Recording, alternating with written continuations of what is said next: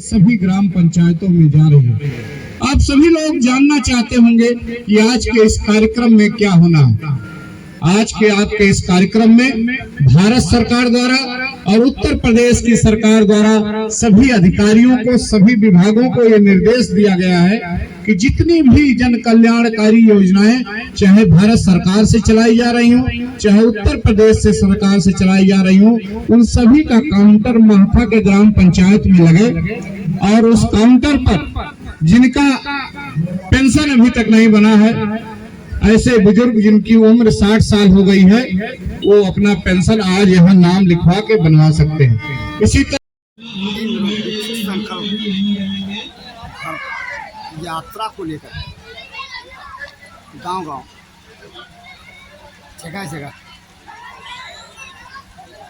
जो उद्देश्य है, शासन की जो मंशा है, उसको प्रतिनिधियों के माध्यम से जनता को जनाने का क्रम सिलसिला चल रहा है। उसी क्रम में जनपद सिद्धार्थनगर विकास खंड सोहरगढ़ के महथा ग्राम सभा में जनपद सिद्धार्थनगर प्रधान संघ के जिलाध्यक्ष डॉक्टर पवन मिश्रा ने जो कुछ जहाँ के लोगों के बताया, एक नज़र भंडापुर अपनी रिपोर्ट के माध्यम से दिखा रहा। उसे देखिए।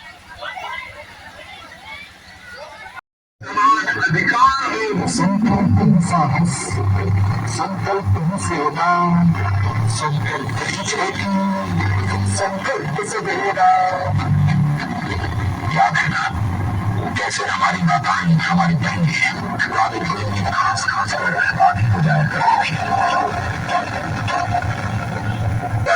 वो कैसे स्वस्थ जीवन बिताती है। घर घर उज्ज्वला जो आई है, स्वास्थ्य विभाग है, नियम है, आंगनबाड़ी है, आपके यहाँ पंचायत सहायक है, आपको वृद्धा, विधवा, विकलांग जो भी नोट कराना है वो आके अपना नोट करा सकते। और आप सभी लोग जाइएगा ना, गांव की जनता कहीं भी नहीं जाएगी। यहाँ प्रधान जी के द्वारा चाय पानी की व्यवस्था की गई है। आप लोग जलपान करके ही के लिए उसका भी आप ऑनलाइन करा दीजिए। रसीद अपने ग्राम प्रधान या सचिव को दे देंगे तो आपको पुनः नया शौचालय मिल जाएगा। जितनी भी योजनाएं हैं, इसी तरह किसान सम्मान निधि है, उज्ज्वला योजना से गैस का कनेक्शन है, आपका आयुष्मान कार्ड है, निःशुल्क बिजली का कनेक्शन है। एक दशक पहले ये सभी सुविधाएं आपके गांव में नहीं थी। 10 साल पहले न घर घर बिजली का कनेक्शन था, 10 साल पहले न घर घर गैस का कनेक्शन था, न सिलेंडर था, 10 साल पहले न घर घर शौचालय था, 10 साल पहले न आयुष्मान कार्ड की व्यवस्था थी, और 10 साल पहले जो 6000 आपको एक साल में मिलता है किसान सम्मान निधि, वो भी आपको नहीं मिलता है। ये कैसे मिला आपको? जब आपने कमल के फूल का बटन दबाया और देश में और प्रदेश में भाजपा की सरकार बनी, तो उन्होंने गांव के विकास को लेकर एक बड़ा रूपरेखा तैयार किया। माननीय नरेंद्र मोदी जी का एक कहना है कि देश का विकास बिना गांव के विकास के संभव नहीं है। गांव का हर हिंदू मुसलमान, गांव का हर किसान नौजवान, गांव की हर माँ बहन जब सुखी होगी तो निश्चित रूप से भारत सुखी हो जाएगा, क्योंकि भारत गांव का देश है। आज भी भारत की सर्वाधिक आबादी गांव में रहती है। आज भी दुनिया का सर्वाधिक नौजवान भारत में रहता है। इसीलिए प्रदेश की सरकार को, हमारे लोकप्रिय मुख्यमंत्री जी को, देश की सरकार को, हमारे लोकप्रिय प्रधानमंत्री भाई नरेंद्र मोदी जी को हमेशा सबकी चिंता है। क्या हिंदू, क्या मुसलमान, मैं आपसे कहना चाहता हूँ, भाजपा को वोट देने से पहले आपने ये सोचा नहीं होगा कि हमको गल्ला 5 साल फ्री मिलेगा। किसी ने नहीं सोचा था। और उस गल्ले की कीमत गांव का वो गरीब जानता है जिसके पास खेती बाड़ी नहीं है। गेहूं का आटा सभी महीने में गरीब नहीं खा पाता था। ये नरेंद्र मोदी जी की देन है कि आज आपके घर में रोटी, चावल, सब कुछ सारे अनाज निःशुल्क आपको प्रदान किए जा रहे हैं। आप दिन याद कीजिए, कोटेदार को जिस दिन गल्ला बांटना होता था, वो गांव में कहलवा देता था कि 2 दिन बाद, 4 दिन बाद गल्ला बांटूंगा, और गांव के गरीब लोग पैसे की जुगत में निकलते थे कि कोटेदार बिना पैसे का कोटा देंगे नहीं। आप सोचो, ऐसी उदारकारी सरकार कि क्या हिंदू क्या मुसलमान कोई भेद नहीं, सबको गल्ला उनके यूनिट पर 5 किलो मिलता ही मिलता है, वो भी निःशुल्क मिलता है। ऐसी भाजपा की सरकार है जिसने भारत का परचम दुनिया के सभी देशों में लहराया। पढ़े लिखे नौजवानों के बीच में मैं एक लाइन बताना चाहता हूँ कि आप याद करो, रूस और यूक्रेन का वो युद्ध, रूस और यूक्रेन में जब युद्ध हो रहा था तो रूस में और यूक्रेन में मेडिकल की पढ़ाई करने जो नौजवान दुनिया के कई देशों से गए थे, जब वहां युद्ध हो गया तो लोग छिपकर वहां से भागकर अपना जान बचाना चाहते थे। भारत के प्रधानमंत्री ने यूक्रेन और रशिया से बात किया, रूस से बात किया, उन्होंने कहा मेरे देश के किसी भी विद्यार्थी को, मेरे देश के किसी भी नौजवान को आंच नहीं आना चाहिए। अगर कुछ ऐसा हो गया तो मेरा आपसे संबंध खराब हो जाएगा। आप जानते हो प्रधानमंत्री जी के बात का उन दोनों देशों में क्या प्रभाव था? दोनों देशों के नेताओं ने वादा किया कि प्रधानमंत्री जी, आदरणीय नरेंद्र मोदी जी, आपकी बात का पूरा सम्मान होगा और जो भी विद्यार्थी हाथ में भारत का तिरंगा लेकर चलेगा उसके ऊपर न मेरी पुलिस फायरिंग करेगी, न मेरी सेना उस पर हमला करेगी। और दुनिया के नेपाल, पाकिस्तान, अफगानिस्तान, भूटान जैसे अनगिनत देश भारत के तिरंगे को लेकर वहां के नौजवान, वहां के मेडिकल के छात्र निकले और दोनों देशों के किसी भी सेना ने उन पर न तो फायरिंग किया, बाइज्जत उन्हें एयरपोर्ट पर लाकर भारत भेजा गया। भारत का ऐसा समय, ऐसा रुतबा इस समय दुनिया में है। आप जानो, सोशल मीडिया के साथी जानते हैं कि दुनिया का सबसे लोकप्रिय नेता कौन है? आप सभी लोग कहेंगे कि डॉक्टर नरेंद्र मोदी जी, श्री नरेंद्र मोदी जी है, नरेंद्र दामोदर मोदी जी है। ऐसी व्यवस्था आपके उपट की बदौलत हुई है। क्या हिंदू के काम हो, क्या मुस्लिमों के काम हो, सरकार ने कोई भेदभाव नहीं दिए। और मैं दावे के साथ कह सकता हूँ, जो लाभ हिंदुओं का हुआ है उससे ज्यादा लाभ मुस्लिम भाइयों का हुआ है। गल्ले का मामला हो, पेंशन का मामला हो, आयुष्मान कार्ड का मामला हो, मृदा परीक्षण हो, खेत का आप उज्ज्वला योजना का बात हो, ये सब लाभ आप सभी को मिला है।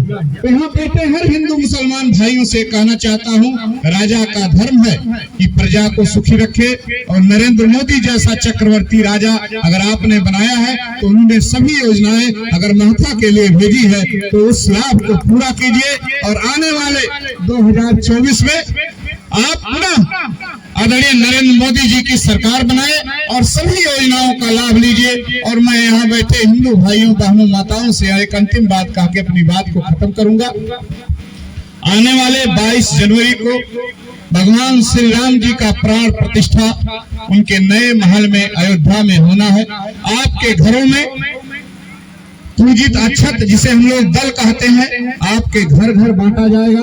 आपके प्रधान जी के सहयोग से, चंद्रशेखर जी के सहयोग से, धर्मेंद्र बाबा के सहयोग से, आपके पंचायत सहायक के सहयोग से और भगवान राम के अयोध्या नगरी में पधारने का आप सभी को भगवान राम के मंदिर का छपा एक आमंत्रण भी दिया जाएगा। तो 22 तारीख को चूंकि दुनिया के कई नेता, देश के कई संत महंत अयोध्या इकट्ठा हो रहे हैं, 22 तारीख को नहीं, 22 के बाद आप सभी लोग आइए, एक बार पुनः अपने अयोध्या को देखिए। जो भाई जो बहन अयोध्या गए हो, मैं उनसे निवेदन करूंगा कि सरयू का वो पवित्र घाट फिर एक बार आप लोग देखिए। और भगवान राम के नगरी में वाल्मीकि जी के नाम पर इंटरनेशनल एयरपोर्ट अयोध्या में मिल गया। अगर आपका बेटा भाई भारत में कहीं भी जाना चाहता हो, दुनिया में कहीं भी जाना चाहता हो, तो अयोध्या से जहाज जाएगी। आपके देश में नेशनल रेलवे स्टेशन अयोध्या एक भव्य आकार में बनकर तैयार है।